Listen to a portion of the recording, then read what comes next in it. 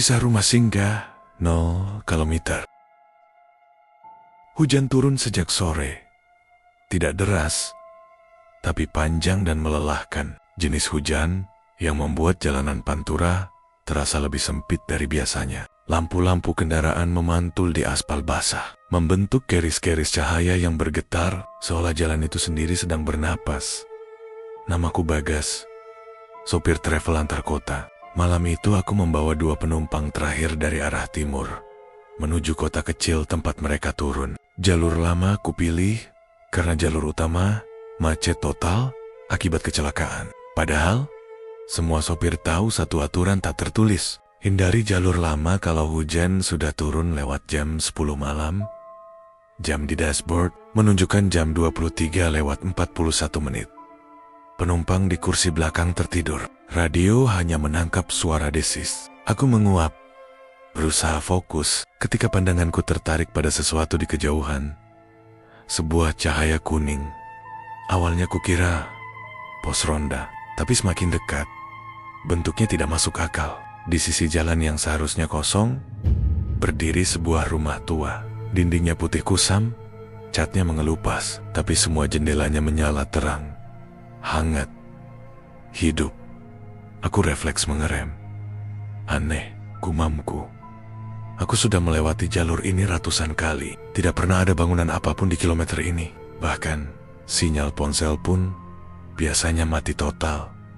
Rasa dingin merambat di punggungku. Tapi, lelah lebih kuat. Tanganku gemetar sedikit saat memutar setir. Menepikan mobil, hujan makin rapat. Wiper bekerja keras. Dari balik kaca, rumah itu terlihat menunggu. Aku turun.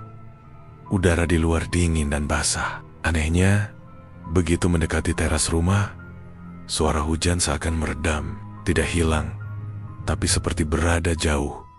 Di belakang telinga, pintu kayu terbuka. Sebelum aku sempat mengetuk. "Masuk saja," kata seseorang dari dalam. Suaranya datar. Laki-laki, tua. Aku melangkah masuk.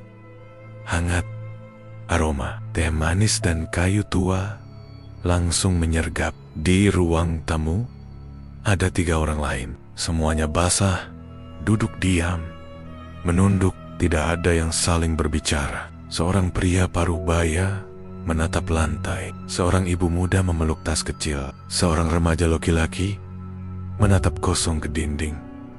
Tak satu pun dari mereka menoleh. Saat aku masuk, di meja kayu panjang, ada teko teh dan beberapa gelas. Asapnya masih mengepul. "Silakan istirahat," kata pria tua yang tadi bicara. Rambutnya putih, wajahnya sulit diingat seperti kabur. Meski kulihat jelas, aku duduk, meneguk. Hangatnya menjalar sampai dada. Lelahku runtuh seketika di sadet meja. Aku melihat sebuah buku besar. Sampulnya coklat, lembab, dengan tulisan tangan pudar. "Buku tamu perlu diisi," kata si pria tua tanpa menatapku. Aku membuka halaman terakhir. Banyak nama, tanggal, jam, beberapa catatan kecil. Tanganku ragu. Cuma formalitas. Lanjutnya, aku menulis, "Bagas, sopir travel jam 23,47. Saat pena menyentuh kertas, aku merasakan sesuatu yang aneh, seperti ada tekanan balik dari halaman itu. Seolah buku tersebut tidak ingin ditulis, tapi membiarkanku. Setelah itu, rasa kantuk menyerang hebat. "Kamar di belakang kosong," kata pria tua itu. Tersat, hujan belum berhenti. Aku berjalan ke lorong sempit, lempu, temarung, dinding penuh foto-foto hitam putih, kendaraan tua, jalan rusak, wajah-wajah orang yang tidak kukenal. Semua terlihat seperti diambil tergesa-gesa. Aku berbaring. Begitu mata terpejam, suara hujan berubah. Bukan lagi air jatuh, tapi besi beradu. Klakson panjang, teriakan tertahan. Tubuhku menegang. Aku ingin bangun, tapi kelopak mataku berat. Dalam gelap, Aku mendengar suara seseorang berbisik sangat dekat dengan telingaku. Kalau sudah singgah, jangan lupa pulang. Aku terbangun dengan napas tersengal. Terang, langit pagi pucat menyilaukan. Aku duduk di atas jok mobilku, di pinggir jalan. Sendirian. Tidak ada rumah, tidak ada teras, tidak ada lampu. Hanya tanah basah, jejak ban, dan jalan pantura yang sunyi. Jam di dashboard menunjukkan 05,12. Aku terdiam lama, lalu melihat ke tanganku. Di genggamanku ada sebuah kunci tua berkarat. Dan entah kenapa, aku tahu satu hal dengan pasti. Aku tidak sekadar mampir semalam. Aku telah dicatat. Mesin mobilku masih menyala. Itu hal pertama yang kusadari setelah beberapa menit duduk kaku, menatap jalan kosong di depanku. Suara mesin terdengar tidak wajar seperti orang bernapas terlalu lama. Tanpa istirahat, aku mematikan mesin. Sunyi langsung jatuh. Hanya ada suara burung pagi dan angin tipis yang membawa sisa bau hujan semalam. Jalan pantura itu tampak normal. Terlalu normal. Aku turun dari mobil. Aspal basah di pinggir jalan. Tanah lembek seperti baru diinjak banyak orang. Ada bekas tapak sepatu. Tapi tidak beraturan seolah orang-orang berdiri lama di sana. Lalu menghilang begitu saja. Aku menelan ludah. Kamu cuma capek. Gas. Gumamku pada diri sendiri. Kupikir mungkin aku tertidur di mobil. Berhalusinasi karena kelelahan. Tapi ketika tanganku meraba saku jaket dan menemukan kunci tua berkarat itu lagi, keyakinanku runtuh. Aku tidak membawa kunci ini sebelumnya. Aku menyalakan ponsel. Sinyal muncul satu garis keajaiban. Untuk jalur ini, puluhan pesan masuk dari penumpang dan kantor travel. Mereka mengira aku menghilang karena tidak mengantar sampai tujuan. Jam di ponsel menunjukkan 05,14. Artinya aku hilang lebih dari 5 jam. Mobilku periksa, bemper depan lecet. Lampu kanan retak halus, seperti habis nyaris menabrak sesuatu. Tapi aku tidak ingat apapun tentang kecelakaan. Dengan tangan gemetar, aku melanjutkan perjalanan. Di pangkalan travel, aku disambut tatapan aneh. Rekanku, Darman, langsung berdiri saat melihatku. Gas, kamu dari mana? Tanyanya pelan. Jalur lama. Jawabku singkat. Wajahnya berubah. Senyum kecil yang biasanya selalu ada, menghilang begitu saja. Jam berapa kamu lewat situ? Sekitar 11:30. Darman menunduk. Kamu berhenti? Aku ragu menjawab, tapi akhirnya mengangguk. Dia menghembuskan napas panjang. Kamu lihat rumah? Ya, itu bukan pertanyaan. Kami duduk di warung kopi belakang pangkalan. Hujan sudah berhenti total, tapi suasana tetap dingin. Dulu, sebelum jalur baru dibuka, Darman mulai bercerita. Banyak kecelakaan di kilometer itu. Truk terguling, travel tabrakan, motor hilang, masuk sungai. Anehnya, jasadnya sering gak ketemu. Aku menatap cangkir kopiku. Airnya bergetar pelan. Beberapa sopir bilang, lanjutnya, ada rumah singgah. Muncul cuma malam hujan. Lampunya kuning. Kalau kamu mampir, kamu selamat.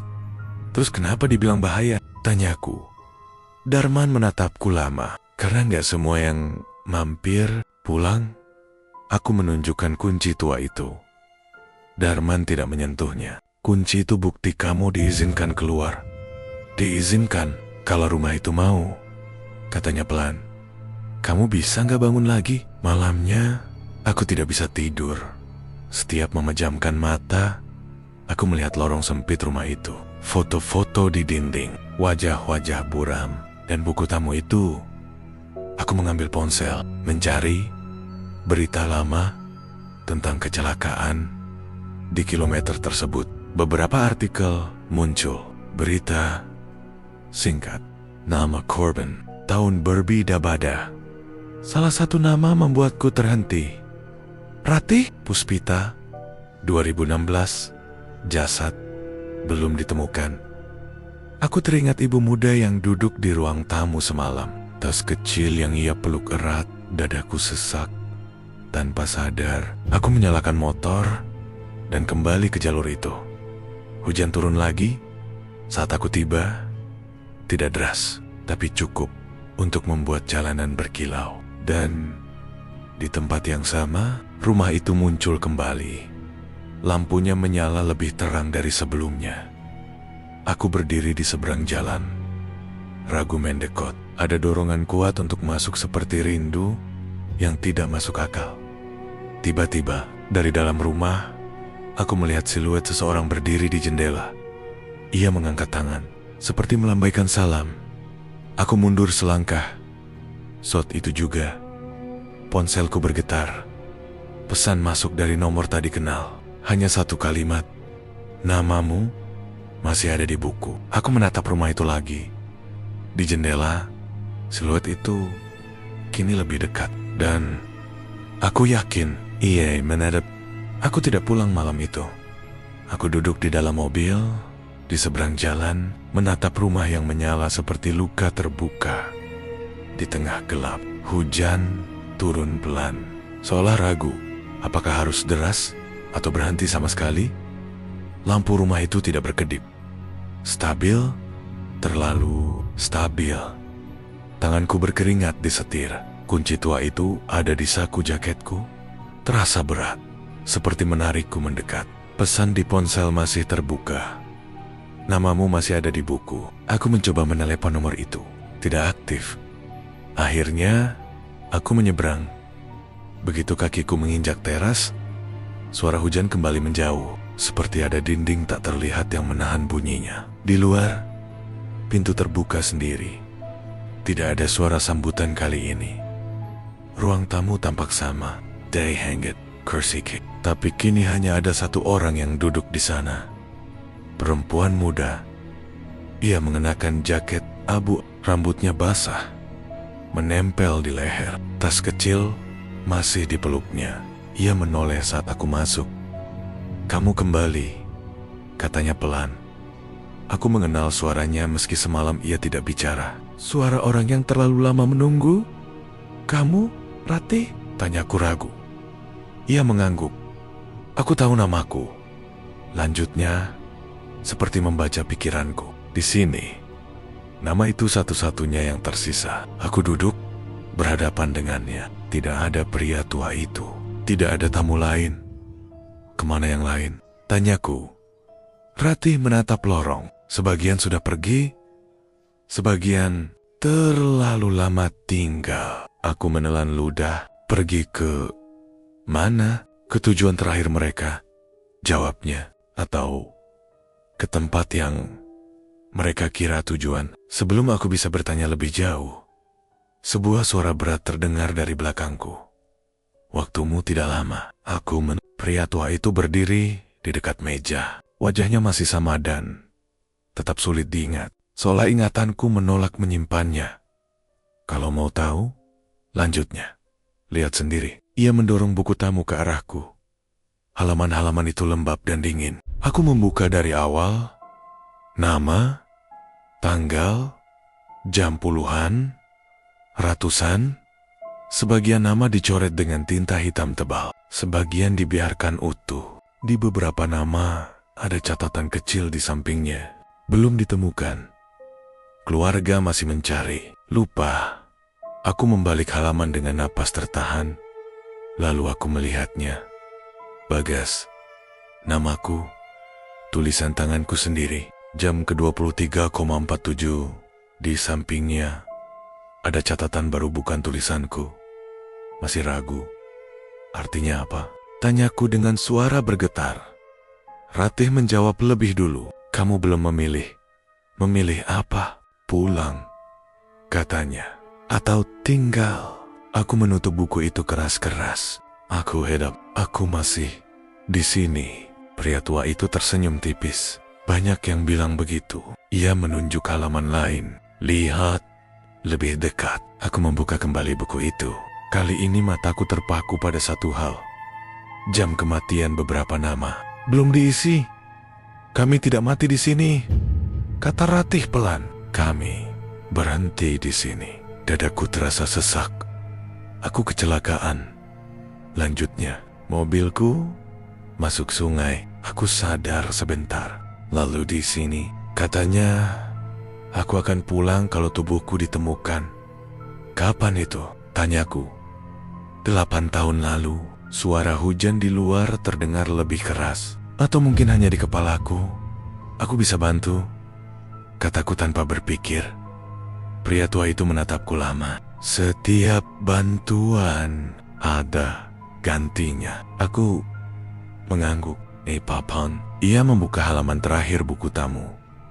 Halaman kosong, kecuali satu garis tipis, seperti bekas tulisan yang dihapus. Kalau kamu terlalu sering kembali, katanya, rumah ini akan menganggapmu penghuni. Ratih menatapku. Matanya berkaca-kaca. Aku cuma mau Ikrat. Aku mengangguk. Saat aku menoleh kembali ke buku itu, aku melihat sesuatu yang membuat jantungku berhenti sesaat. Tulisan di samping namaku berubah. Mulai tinggal. Lampu rumah meredup sedikit. Dan aku sadar, aku tidak sedang berkunjung lagi. Aku dipertimbangkan. Lampu rumah itu tidak pernah benar-benar padam. Ia hanya meredup, seperti napas yang ditahan terlalu lama. Saat tulisan di samping namaku berubah menjadi mulai tinggal, udara di dalam rumah terasa lebih berat. Hangatnya berubah jadi pengap. Dinding-dinding seakan mendekat beberapa senti. Aku berdiri mematung di depan buku tamu. Ratih menutup buku itu perlahan, seolah menenangkan sesuatu yang bisa mendengar. Jangan dibantah, katanya lirih. Semakin kamu panik, semakin cepat rumah ini mengikat. Aku mengusap wajah, tanganku dingin, padahal ruangan ini hangat. Apa yang harus aku lakukan? Tanyaku. Ratih menatap lorong panjang di belakang ruang tamu, mendengarkan. Malam itu, atau entah masih malam atau tidak, rumah mulai ramai. Bukan oleh suara langkah, tapi oleh kehadiran. Aku bisa merasakannya tanpa melihat. Kursi-kursi yang semula kosong, kini terasa terisi. Udara bergerak pelan, seperti orang-orang yang duduk lama dan tidak nyaman. Dari lorong, muncul satu persatu sosok samar, tidak sepenuhnya padat, tapi cukup jelas untuk dikenali sebagai manusia. Ada sopir truk dengan jaket sobek, ada remaja dengan helm retak, ada pria tua dengan wajah lebam. Mereka tidak berbicara, mereka hanya duduk, menunggu. Pria tua penjaga rumah berdiri di tengah ruangan. Suaranya menggema tanpa harus keras. Setiap orang di sini berhenti di kilometer terakhir mereka, katanya. Tidak semua ingin melanjutkan, tidak semua diizinkan. Siapa yang mengizinkan? Tanyaku. Ia menatap lampu di langit-langit. Ratih duduk di sampingku. Mereka yang belum selesai akan terus singgah. Yang dilupakan tinggal lebih lama. Aku teringat catatan di buku tamu. Keluarga masih mencari, lupa. Kalau jasad ditemukan, kataku, nama akan dicoret. Ratih mengangguk, dan rumah kehilangan satu penghuni. Aku menoleh ke pria tua itu. Kalau semua penghuni pergi, ia tersenyum tipis, maka rumah akan mencari yang baru. Aku mulai sering kembali. Bukan hanya saat hujan, bahkan gerimis tipis cukup untuk membuat lampu rumah itu menyala di kejauhan. Setiap kali aku masuk, waktu di luar terasa lompat-lompat. Kadang hanya sejam berlalu, kadang semalaman di dunia luar. Aku mulai berubah. Darman menegurku suatu pagi. Gas, kamu kurusan. Kamu nggak tidur? Aku ingin menjawab jujur, tapi kata-kata itu terasa salah. Kalau keluar di luar rumah singgah, aku memilih diam. Suatu malam, Ratih memintaku ikut ke belakang rumah. Ada pintu kecil yang belum pernah kulihat sebelumnya. Kayunya lebih gelap, gagangnya dingin, seperti besi lama. Ini batas, katanya. Kalau kamu lewat, kamu tidak bisa lama di luar. Aku menelan ludah. Kenapa tunjukkan ini padaku? Ratih menatapku lama. Karena namaku hampir hilang dari ingatan. Ia mengeluarkan selembar kertas basah. Artikel koran lama tentang kecelakaan 8 tahun lalu. Tentepute. Nama Ratih hampir tidak terbaca. Kalau tidak ada yang mencari, katanya, rumah akan menuliskannya sendiri. Dan aku akan jadi penjaga. Aku teringat pria tua itu. Wajah yang sulit diingat. Dia dulu seperti kamu? Tanyaku. Ratih tidak menjawab. Malam itu aku bermimpi. Atau mungkin tidak. Aku melihat diriku sendiri duduk di kursi ruang. Tamu, basah, diam, menunggu. Sementara orang lain masuk dan bertanya tentang buku tamu aku terbanggan. Dengan napas terengah, tanganku basah oleh keringat. Tapi ada sesuatu yang lebih buruk.